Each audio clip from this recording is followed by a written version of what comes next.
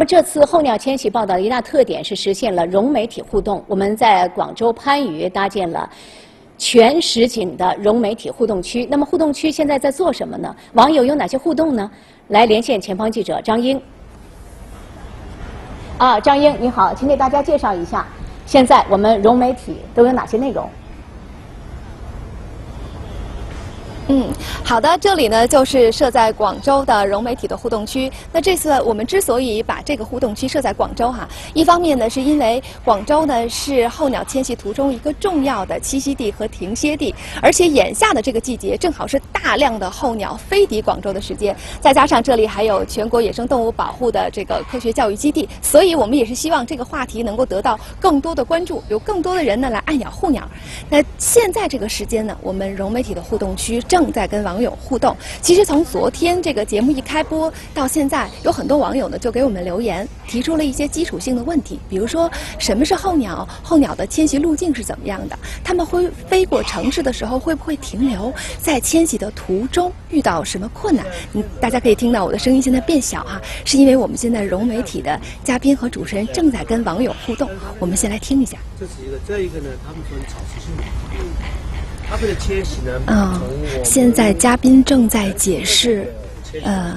迁徙的鸟儿它在这个过程当中在吃什么。比如说从达勒到那边，可能这个在1000公里左右。我们稍微打断一下蝴蝶你好，你好，那好。不好意思打断了一下你们节目。是这样的，我想问一下，现在网友比较关注的是哪些方面的内容？参与互动的人数多吗？挺多的，现在观看人数在逐渐的上升，因为这个时间段呢，可能很多人在工作或者上课但是也有很多的这个朋友，他们喜欢这个话题，所以都关注进来。有些人就说他们特别喜欢看到的是大天鹅还有各种鸟类迁徙的画面。我想这些画面可能对他们的一些吸引力还是挺强的。我们更多的了解鸟类，其实是更多的保护鸟类，也是保护人类自己嘛。对，所以就很多网友觉得说，看到那样的画面特别的美，一片惊叹。对，而且还有人留言，还有作诗一首等等的大家都感觉诗情大发，因为看到鸟类往往在我们的古代文化当中还有现代文化当中，它们都是具有一种灵性的象征、幸福的象征，他们会有很多诗意的处理。对，对，给大家介绍一下，这是我们的专家，他是中国动物学会的理事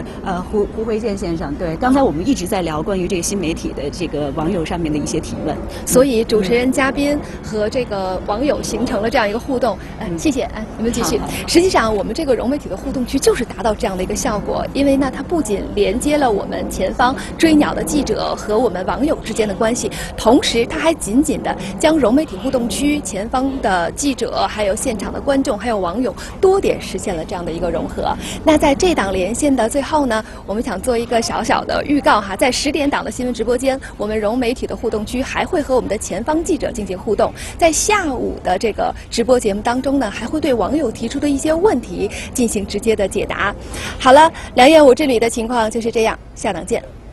我们融媒体互动真像穿越一样感谢张英从广州番禺发回的报道。